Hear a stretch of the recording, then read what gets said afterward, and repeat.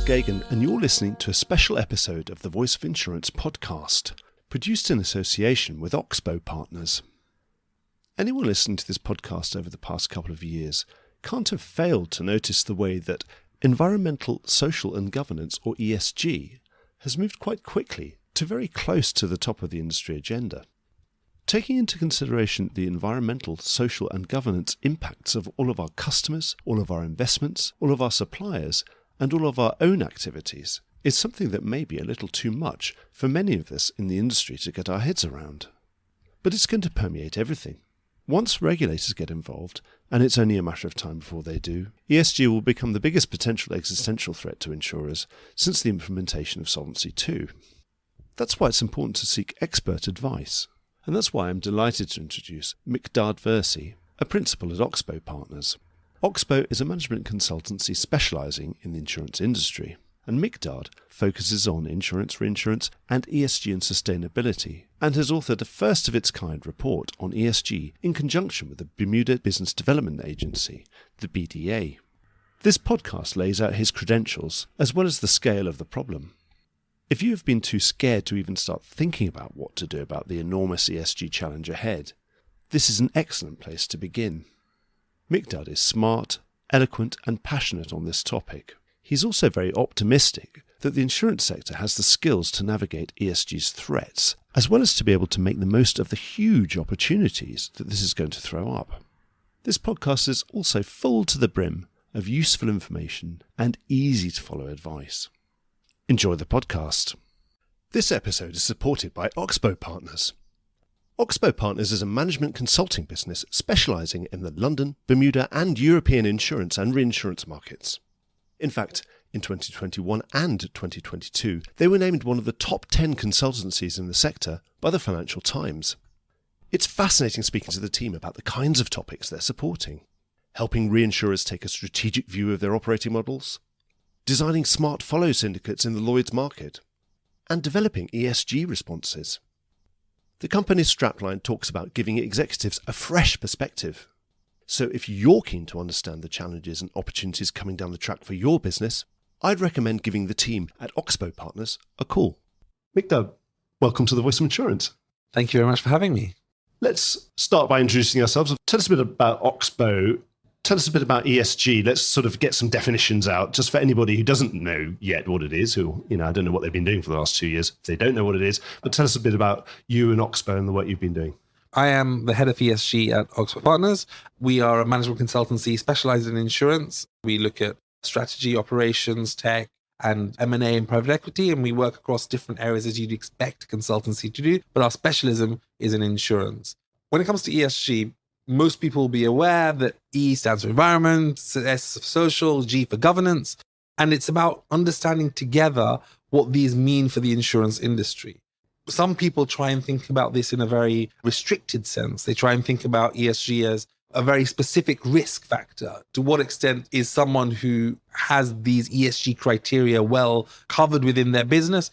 How does that impact their risk to the insurer? That's a more restricted look at it. And then there are people who look more broadly about how ESG is almost another word for sustainability or another word for trying to make the world a better place. And so people have different understandings of what we're trying to achieve through ESG. And to some extent, some of these elements were being done for ages. When it comes to governance, this is a core part of running a business, and that's been there for a long time. And when it comes to certain elements of the S side of the world, the social side of the world, some of this corporate social responsibility that used to happen in the past feeds into what S is. So I think ESG really wraps this all up, and given how the United Nations has sort of promoted some of these elements 6-7 years ago, probably more than that actually, that's how this has come, and it's become something important across financial services and in insurance now in particular. You're saying it's really like a core thing for everybody. And just a reminder, E is for environmental, S is for social, and G is for governance. So it's all encapsulating. And you hinted there straight away that some insurance companies are probably looking at this at the risk of the people that they insure and how they deal with that. But actually, you're saying they should probably think about this more holistically, because of course the people who insure will probably want to insure with people who are ESG compliant. I think that's exactly right. And the reason why it's sometimes useful to think more broadly is because of the key stakeholders that insurers have. Insurers and reinsurers will have investors, you have employees, you have the regulator, you have your actual clients, you have activists. every one of these stakeholders matters to differing extents for differing parts of the insurance ecosystem. And so depending on who your key stakeholders are will drive a lot of why you're doing what you're doing and what you want to achieve through the ESG work that you're doing.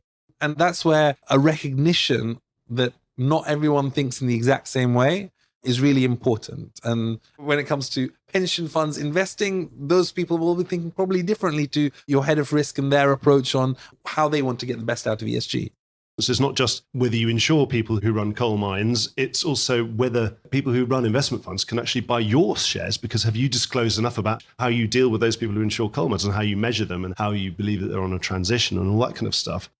One thing I want to ask is, we always talk about E, and it's really obvious with E, with environment, with net zero, global warming. It's such a big topic, it's everywhere. And S also, we talk about a huge amount with all the advancements or otherwise in diversity and inclusion initiatives and obviously corporate social responsibility initiatives that you mentioned before. But G, are we underestimating the G part of this? Because this is going to be about things like disclosure, isn't it?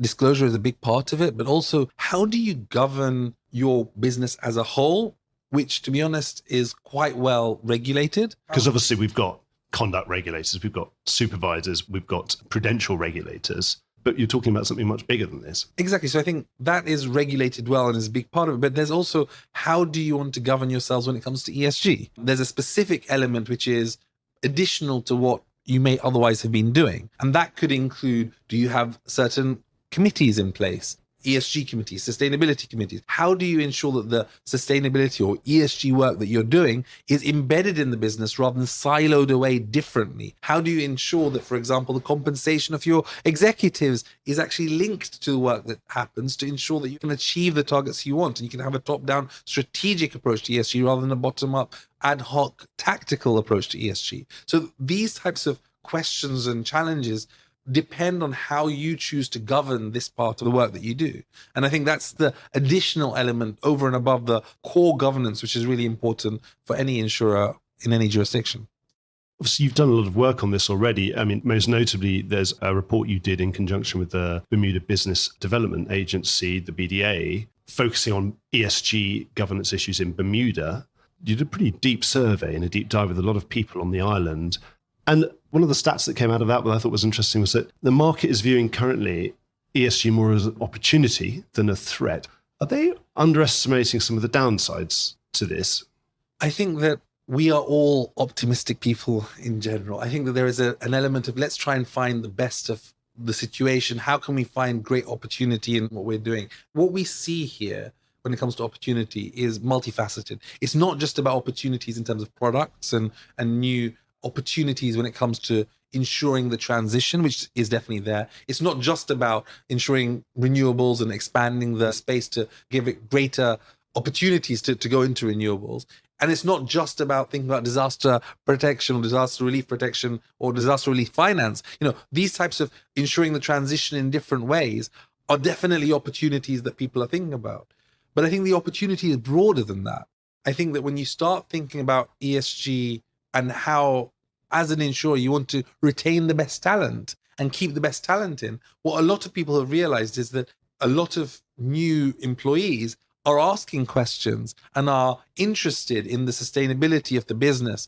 And if you can demonstrate yourself to be someone who cares about more than just the very top line, but more than that, for some employees, that's something that will attract the right talent to the business. And there's a really good opportunity to get really good people in. It could be an opportunity in investment. By demonstrating that you think about certain activities, you may be able to get a lower cost of capital for some of your work because investors are looking for social return as well as financial return in some spaces. So there's a lot of opportunity across the different parts of ESG, which people are looking at and considering. But you're right, it's more than that. And there are going to be challenges, there are going to be risks, there are going to be threats that need to be thought through, and certain things which will end up becoming hygiene factors that you have to be able to understand certain things about your portfolio, whether it's your investment portfolio, your underwriting portfolio, or your own operations business in terms of the impact on the environment that you're involved in. So definitely there's a lot of work that needs to happen in this space. Who wouldn't want a lower cost of capital and the pick of all the best employees in the business? There was another snippet from your report was very interesting, talking about the drivers of this, because of course we think it might be all top-down things like, regulators and the UN and people who have to do things about things, but it's a lot of bottom-up driving. That there was a huge driver of employees. I don't know what percentage, it was about 80% of all people surveyed, all the companies in Bermuda surveyed, were saying, well, actually it's not just us, it's our staff that are driving this. They're saying, what are you doing about the E, the S and the G? I found that really, really interesting. Why don't we just take stock? Obviously, you've done all this work. What do you feel is the current state of readiness of the industry? Are we sort of way behind, or are we way ahead, or are we sort of in the Goldilocks position of being just about right at the moment? I think it depends on the scale of the business. So some of the biggest insurers out there are really innovating, finding new opportunities, really finding the best way of thinking about ESG in the most effective way and developing new methodologies, new approaches. The top end are thinking about how can we understand how every single customer or every single client that we have, what is the implied temperature rise if they remain on their current transition plan that they are right now? They can get to that level, or they're moving towards getting to that level of understanding of every single client and then their portfolio and then them as a business. How close are they to net zero? What are the things that are driving them? That's where some of the people at the top end are thinking. They're looking also at the human rights abuses of companies who they're procuring from. You see a lot of different, really interesting ideas from the top end. But then you have obviously smaller companies where resource is a bigger challenge, where actually they haven't done much at all. So what I'd say is that there is a big variety and variance between different people's readiness on ESG related matters. And I'd say that as a whole, everyone's going through this transition or in an early part of their journey rather than necessarily being a very well-developed strategy. And I think that there's a lot of pressure right now to try and move that early state thinking into something a bit more developed, which has happened. We've been very fortunate, actually. When we've spoken to people, we've almost seen their development. So, there have been some people who we spoke to last year, and then we speak to them this year. And the journey that has happened over the last 12 months is astonishing. They've now hired someone who's dedicated to ESG. They've got committees which they've set up. They've created a governance structure. They haven't necessarily moved that far in terms of actually output yet, but they've created the structures to be able to do that. And I think that is where we're approximately getting to, which is where people are starting to understand what they have to do and are thinking about now what they're going to do about it. But there are some people who are still behind and still don't even know what they want to do. Say you bump into someone in the street tomorrow who hasn't really done anything yet, who asks you, hey, I heard the podcast, you're the ESG specialist. What would you advise them to do first? Obviously, at the moment, we haven't got any top-down rules and regulations yet. I expect they're coming. What should someone be doing first? Is it just recognizing that they need to do something is the first step? I'd say acknowledging there's a problem is always step number one. But the very next thing is actually recognizing they're probably doing a lot of this stuff already. So one of the things that is always about documenting what you're currently doing. And we try and encourage anyone who we work with to do that process themselves and understand from the whole of their business, look at all this really cool stuff that we're already doing. And actually, this is all really interesting stuff that has happened because an employee has found this is a really good idea and has started doing something. The underwriters within the energy sector are saying, ooh, I'm a bit worried about what's going to happen in the future. Let me try and work out how we can diversify a little bit because I'm worried about my job in 10 years' time. There's a lot of different people who will be doing really interesting things, and collating all of that together in and of itself is a huge value to start off with. But I think the next step after really recognizing what you're doing is thinking about it in a coherent way, which can then start bringing the senior management on board. Because for any part of work that any insurer wants to do, you don't want this to be a tactical bottom-up ad hoc piece of work that people are doing. What you want is it to be aligned with the strategic thinking of the senior leadership. And in order to do that, what you want to do is to say, look, we've been doing all of these various things across this framework. These are the different things that we're doing. We think there are gaps in these spaces, and we think that these are the things that we should be doing. Here are the opportunities, here are the priorities, and we think this is the thing to do. What do you think as a senior leadership? And it could either come that way or the senior leadership promoting it, but understanding what the ambition is. Because there are going to be some insurers whose ambition will be, we want to be the front end of this. We want ESG to be something that we're known for. We want to be top quartile and be recognized as the leader. That is a group of insurers who are probably the biggest ones, who have the resource, who have worked in this space for a long time. But there are going to be a lot who are in that middle category who are like, you know what, we want to be in that second quartile and be at the front. We want to be doing what's required. We want to be proactive. We don't want to be tick boxing. But what we want to do is do what's right. And we want to think about it. We want to be thoughtful about the approach that we take in this space. But we don't want to be leaders. We don't want to be at the front end here and attracting concerns from people and then having activists knocking on our front door. That's not what our goal is. Our goal here is to do what's right, to be thoughtful about it, to engage with the right people in that process. Maybe be more of a follower. They probably would never want to sell the idea of being a follower. It doesn't sound very exciting. Everyone's a leader in our market, of course. But they just don't have the resource quite. But they certainly are ahead of the idea that they need to be compliant with a future problem. In terms of time frame, obviously, I covered something like the implementation of Solvency II, which was about a decade-long conversation. And then finally, it was something that really was happening and it was being implemented. And it was amazing how many people still have their head in the sand, even weeks before the deadline. But what sort of time frame do you think we're talking about before we get a common framework for all of this? Because for one, I presume you agree that a common framework is what is going to be required for this to be effective at an industry-wide level. So something particularly that is implanted through the industry, through the buyers of insurance, through the doers of insurance, and through those investing in insurance, and obviously everybody that insurers invested along the way. We need a common framework, one. And two, how long do you think it's going to be before we actually get one, or competing ones?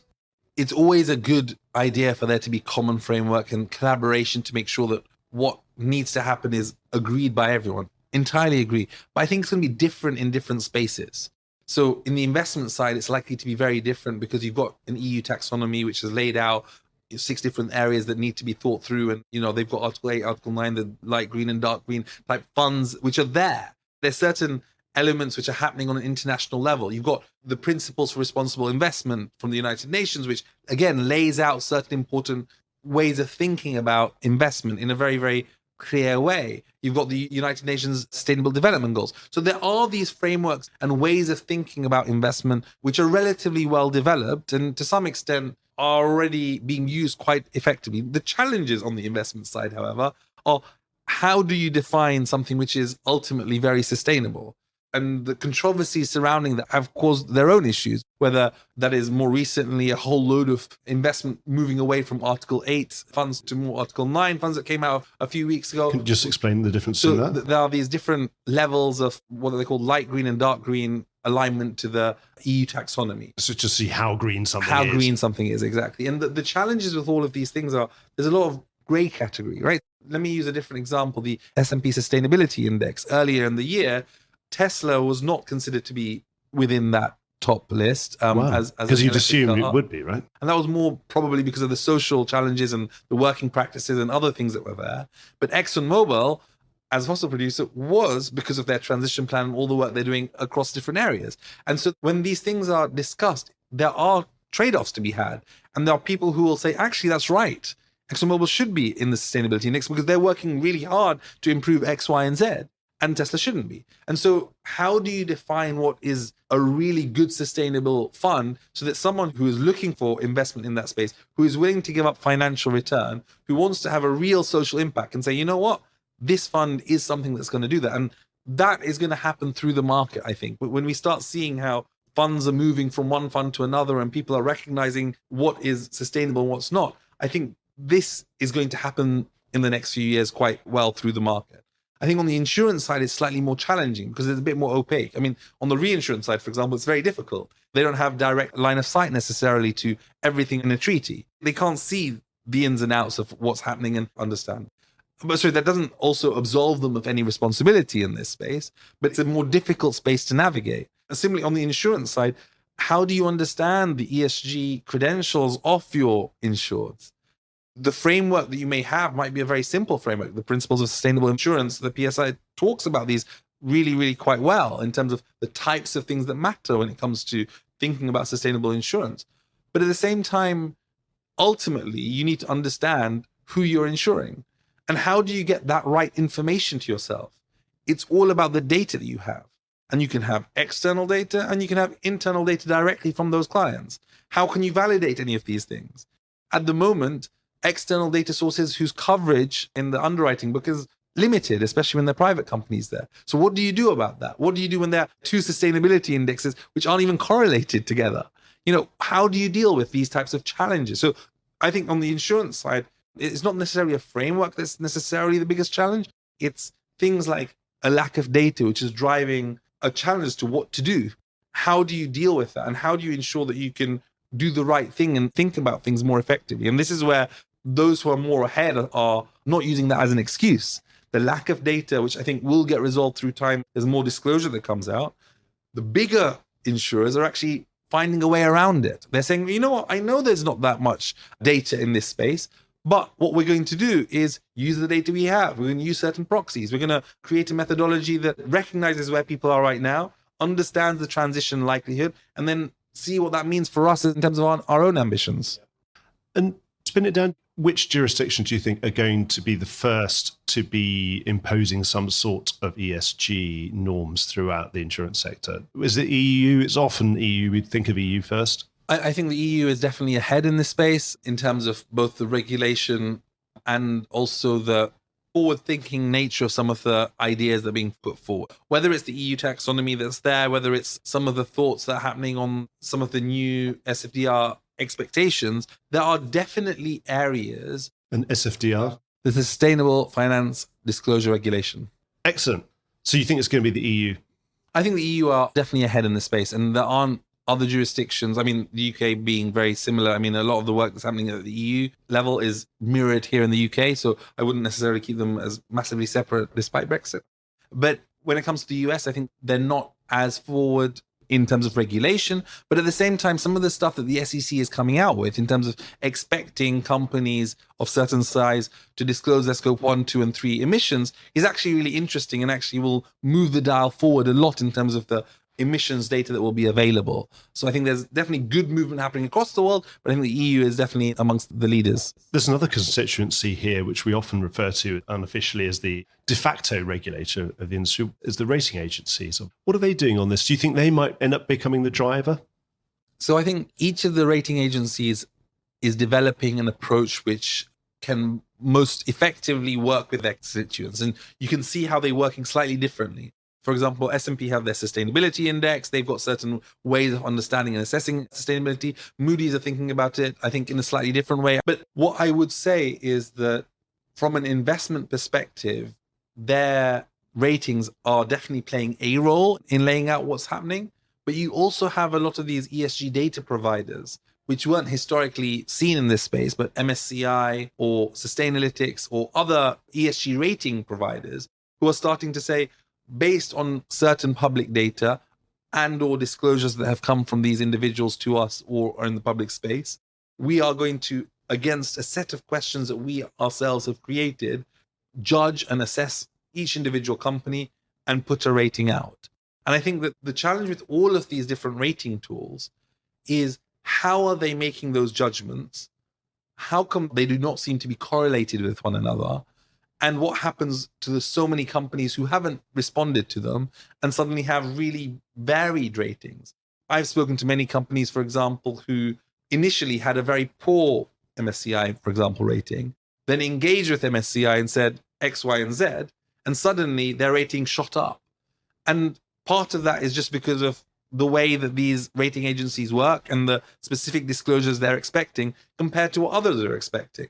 And so there is a big challenge here as to how do you ensure these ESG ratings are actually fair, given the lack of disclosures that are there right now. If it was based on public disclosures, you could say this is the basis and it's clear.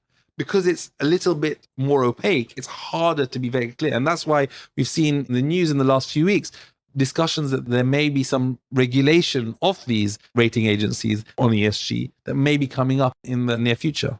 There is regulation of rating agencies by the SEC.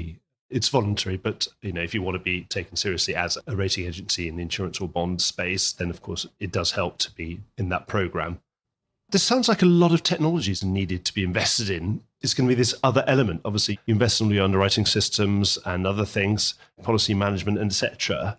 But now we're going to have another factor sitting on someone's screen, on an underwriter's screen, one hopes or one understands, and that's going to have to permeate and be aggregatable and movable, and then they'll have to be transmitted onto your reinsurer, and that your investors are going to want to have a quick look at it as well, etc.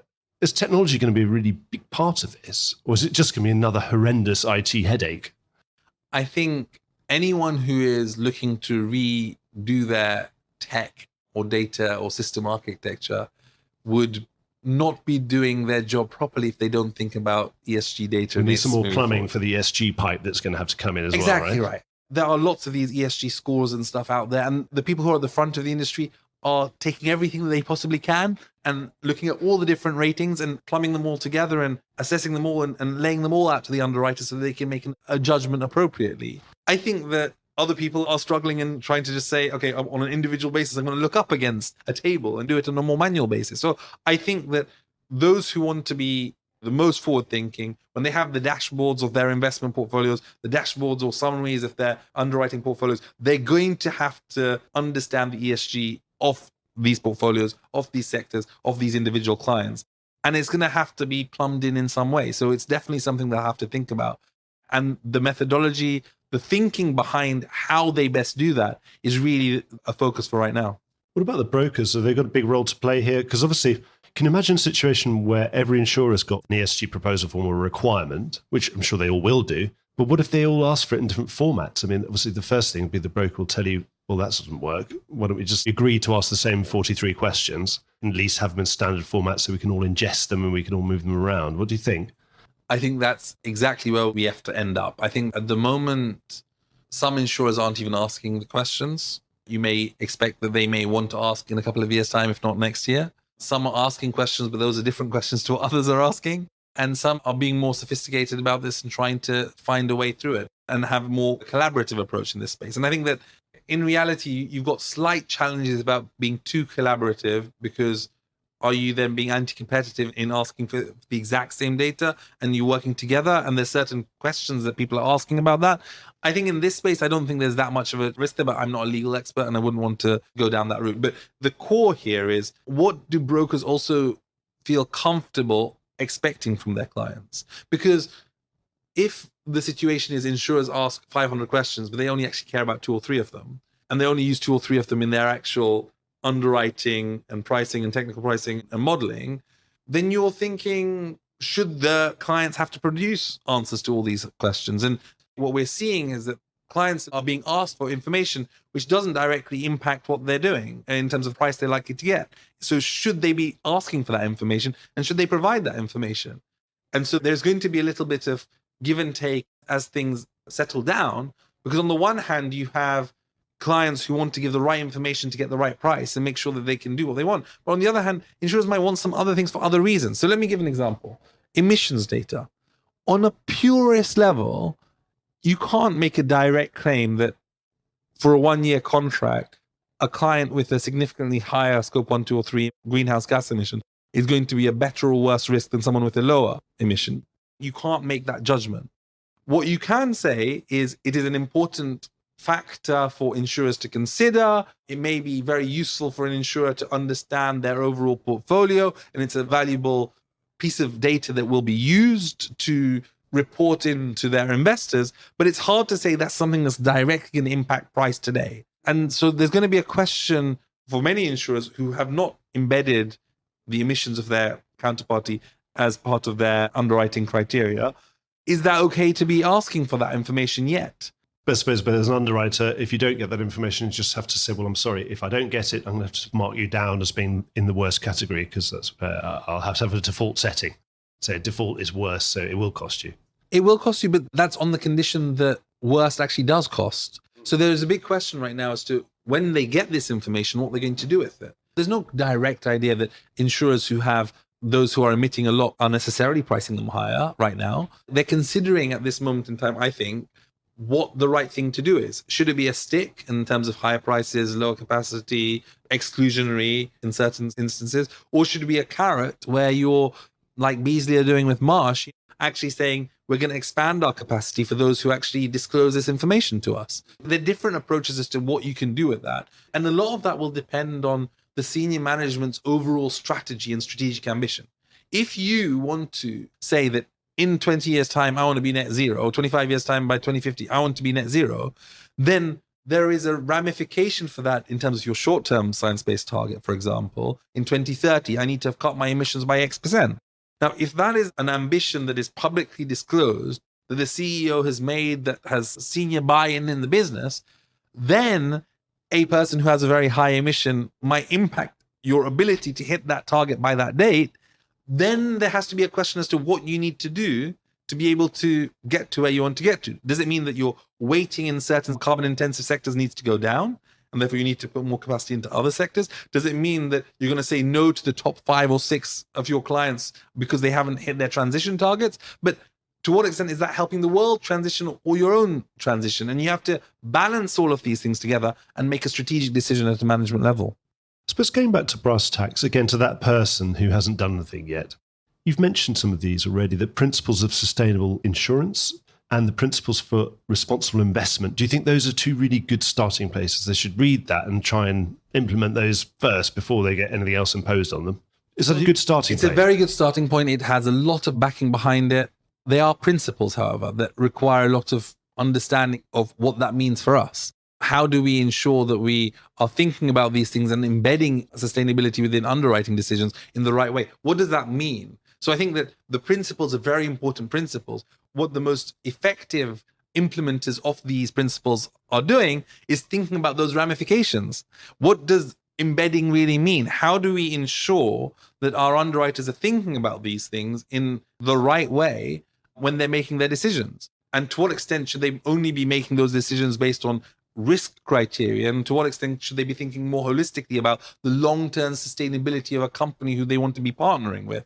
And these types of discussions that they have to be thinking through are a journey. And some will be taking that on and embracing it, and some will be screaming and shouting and being pulled along. And it will just depend on the culture of the business as to how you want to embed this ESG, which might be a principle of sustainable insurance, but may not be how you run your business. And that's where it's about more than just those principles. It's about embedding it within the culture of the insurer to make things better.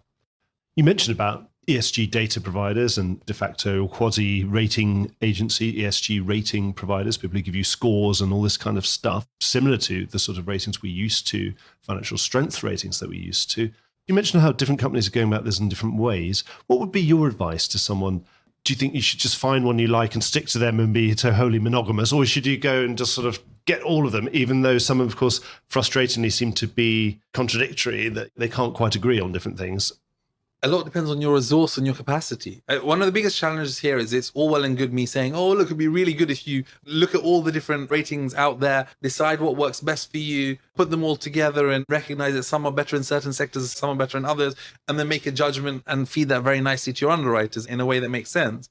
But realistically, many companies don't have either the resources in terms of people or the resources in terms of budget to be able to do that. So I think that at the minimum, if you want to try and think about this in a way that makes sense, you're likely to be at least taking one of these guys in, one of these rating agencies or sustainability scores in.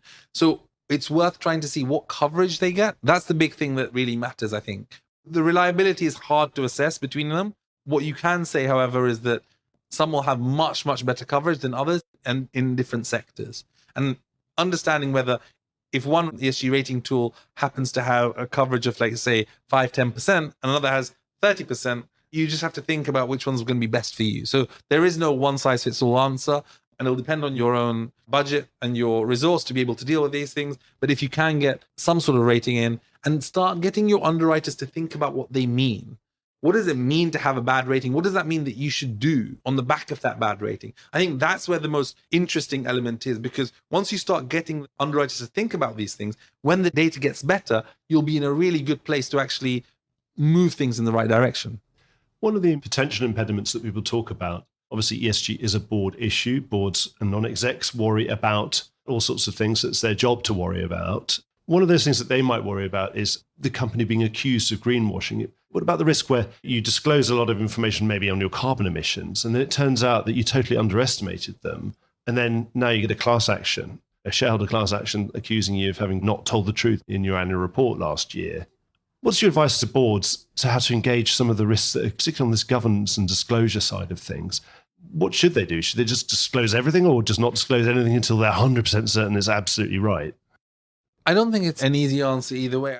You're governing your business. You don't want to be saying things in the public space that's not true. So obviously try and do things that are true, but recognize the limitations of that. Because at least disclose your methodology of how you got to the number. Exactly right. And lay out, for example, there are certain limitations to this. What we have done is we have done X, Y, and Z. We recognize that that cannot be fully perfect. We also recognize that there are going to be certain things that we probably have got wrong in this. But what we wanted to do was to disclose this and be transparent as to what you're doing.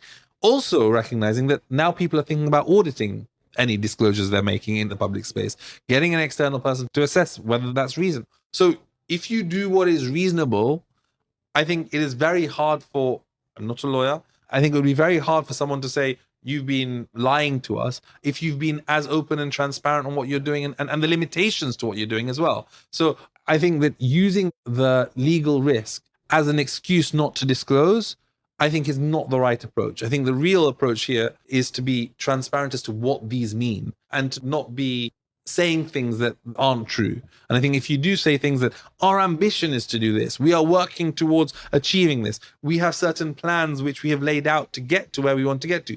If you are open about where you are and you are working with the right people along that journey, I think it would be very difficult for someone to say that you're lying. Another thing that boards do is they set remuneration and incentives for executives. Obviously, they've got remuneration committees. Always the best way of making something happen is make sure the CEO is fully incentivized to make this thing happen and probably penalized relatively if they don't do it. So do you think we should get implementation of ESG measures into exec compensation packages? And then it's bound to happen, isn't it? Yes, that is definitely something that many are already considering. I mean, if I'm not mistaken, some of the ESG rating agencies actually have the idea of exec compensation linked to ESG metrics as something that they explicitly ask about, because that actually helps drive their rating. So it's definitely something that people are thinking about. The question as to what that metric should be is the real challenge, because what you don't want to do is have specific targets which then move you away from where you want to go because you have to hit a specific target. As long as those targets are well thought through, that can be a massively positive incentive, not just from an exec level, but along performance indicators and across the business. If in everyone's staff evaluation and performance evaluation work, one of the criteria is to what extent are you helping our company become more sustainable? And these types of things are embedded within performance management across the business, then ESG and sustainability ideas will be embedded. And that's the ultimate goal here. We don't necessarily want to think about sustainability as a side thing that has to be done separately. What we want to be thinking about is how can we ensure that everything that we're doing is being done in a way that is sustainable, ESG positive. This is a really big change, and it's one of these things that's affecting and permeating all through all of society and our industry all at the same time. That often means that there are opportunities. We know that obviously we've seen that a lot of people are taking up this opportunity to be ESG data providers and rating agencies and that kind of thing. That's obviously been an obvious business opportunity, and presumably some of the IT to go with it is going to be a big opportunity. Do you think, though, it might change any insurance business models in any way? Very much so. I think that there are going to be certain places within insurance where if you're an underwriter of coal, it's going to be a nervous time. I suppose your days are numbered, aren't they? I think that would likely be the case, at least in some areas. It's hard to say it's fully numbered because in certain countries of the world, they're going to be working on coal for a long time and they're going to need insurance, and there's going to be someone who's going to be providing that insurance. But in many places, that's going to be harder to justify as time goes on. And so there's obviously going to be some change in some of those spaces. And the move, therefore, is on the opportunity side. To what extent can you actually get more transition products? Let's say, I don't know, carbon offset insurance, which is an idea which people have been talking about and is likely to be a huge market in the future. I mean, carbon offsets, assuming that things go in the way they're likely to go, people are going to be buying a whole amount of them. And what happens if where you're buying it from ends up going bust, or there's an issue with what they're doing in terms of planting new trees, and you may want to protect yourself by insuring that type of stuff. Because that's an asset that you're paying for, and then if you don't get it, you have to buy another load to replace it because it didn't work out. Exactly right. And you want to have the insurance to cover that potentially. There's going to be spaces in this transition that will need insurance.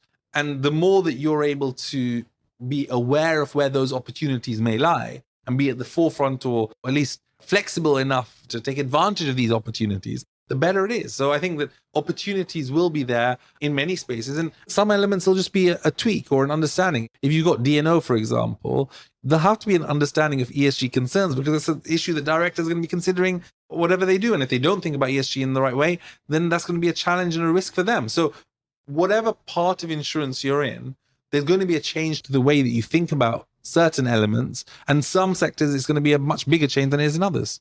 You've talked to a huge swathe of our industry over this. Just probably as a last question, how optimistic are you about the industry's ability and awareness to be able to rise to this challenge of ESG without experiencing too much pain and too many shocks? I think the industry is resilient. The industry has talent. The industry has the ability and the opportunity to move things forward. So I'm very, very much more on the optimistic side of things. I think that whilst there are gaps, whilst there are challenges, and whilst there are real resource constraints, I think that the people who I've spoken to have not been really of the sort that they just want to do the absolute minimum and tick a box. There's been this move from the absolute minimalist approach to one that really recognizes this is where our industry is. This is where our industry is going. We need to take this seriously. And I think once that acknowledgement, once that light bulb has been lit, I think that really the opportunity is there, that the industry is in a really good place to take this forward and to make the right decisions for them and for the world as a whole. So someone's listening to this, what should they do next? And obviously you're the head of ESG, so they should talk to you first, right? Yeah, please reach out. I mean, Oxbow Partners, if you look for us online, if you want to just email me directly, that would be great. My email's available, mversi@oxbowpartners.com if you'd like. But generally, just get in touch with us. We're very happy, very open to discuss your journey, where you are on that journey, and what you might want to do. Well, I'll make sure I put all those contacts and, of course, a link to this really interesting Bermuda ESG report you've just done on the notes to the podcast. But it only remains for me to thank you. Thank you so much. And it's been really fascinating. There's a huge amount of work, obviously, ahead. So we'll be talking about this, I think, for many years to come. I think so too. Thank you so much for having me. This episode is supported by Oxbow Partners. Oxbow Partners is a management consulting business specialising in the London, Bermuda and European insurance and reinsurance markets. In fact, in 2021 and 2022, they were named one of the top 10 consultancies in the sector by the Financial Times. It's fascinating speaking to the team about the kinds of topics they're supporting. Helping reinsurers take a strategic view of their operating models, designing smart follow syndicates in the Lloyd's market, and developing ESG responses. The company's strapline talks about giving executives a fresh perspective. So if you're keen to understand the challenges and opportunities coming down the track for your business, I'd recommend giving the team at Oxbow Partners a call. Well, I hope you enjoyed today's episode. If you did, don't forget to subscribe or leave a like or a review or recommendation on whatever podcast platform you used to access this program. These really help get the word out.